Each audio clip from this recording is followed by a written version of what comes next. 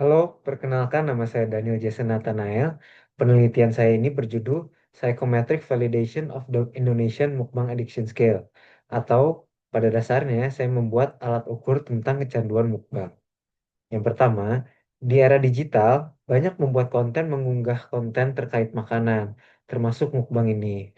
Jadi, mukbang ini adalah siaran makan online di mana individu makan dalam porsi besar sambil berinteraksi dengan penonton. Penonton mukbang ini mempengaruhi penontonnya untuk makan secara berlebihan karena adanya stimulasi visual dan auditori yang dampaknya pada perilaku psikologis dan kesehatan. Menonton mukbang berulang-ulang dapat menyebabkan makan secara berlebihan dan impulsif serta peniruan pola makan mukbang yang berdampak pada kesehatan manusia. Mukbang sendiri biasanya menampilkan makanan yang tinggi kalori, tinggi lemak, dan rendah nutrisi yang sangat berkaitan dengan adanya resiko obesitas. Di Indonesia sendiri, tingkat obesitas telah meningkat dari 21,8% di 2018 menjadi 23,4% di tahun 2023. Pada kalangan remaja dan dewasa muda, sangat rentan terkena obesitas. Kenapa? Karena perilaku mengikuti tren dan kurangnya kesadaran nutrisi. Canduan mukbang memiliki ciri-ciri seperti perilaku kompulsif, kurangnya kontrol, dan hasil yang negatif.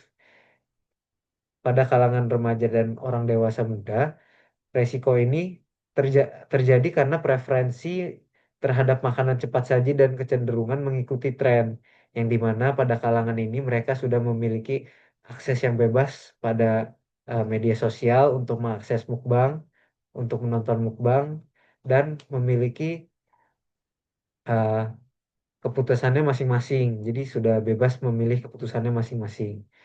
Jadi kecenderungan mengikuti tren ini berkontribusi pada resiko obesitas yang diperburuk oleh rendahnya kesadaran akan gaya hidup sehat.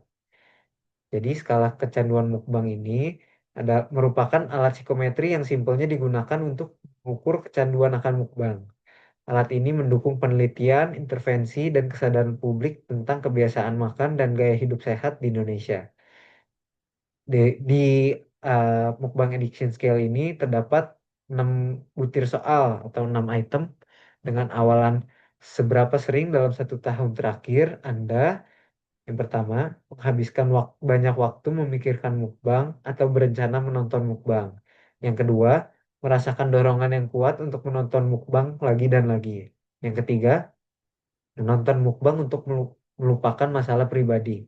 Yang keempat, pernah mencoba mengurangi menonton mukbang tetapi tidak berhasil. Yang kelima, menjadi gelisah atau terganggu ketika dilarang menonton mukbang. Yang keenam, menonton mukbang terlalu sering sehingga memberi dampak negatif dalam pekerjaan atau studi. Jadi kenapa saya mau bikin alat ukur tentang skala kecanduan mukbang ini? Karena kecanduan mukbang mungkin berkontribusi secara signifikan terhadap obesitas. Menonton secara berulang-ulang dan meniru melakukan mukbang mendorong konsumsi makanan berlebihan dan pola makan yang tidak sehat. Oke, jadi hasil penelitian saya, validitas konten dari item skala kecanduan mukbang saya terbukti memiliki koefisien yang signifikan dari segi kejelasan, kepentingan, dan relevansi.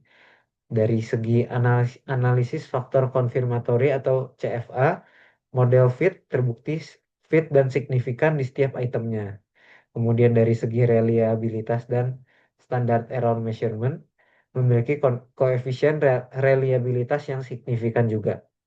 Dengan begitu, Mukbang Addiction Scale versi bahasa Indonesia ini telah terbukti memberikan validitas dan reliabilitas sehingga cocok untuk mengeksplorasi informasi mengenai kecanduan menonton mukbang atau perilaku mukbang di kalangan remaja dan dewasa muda di Indonesia.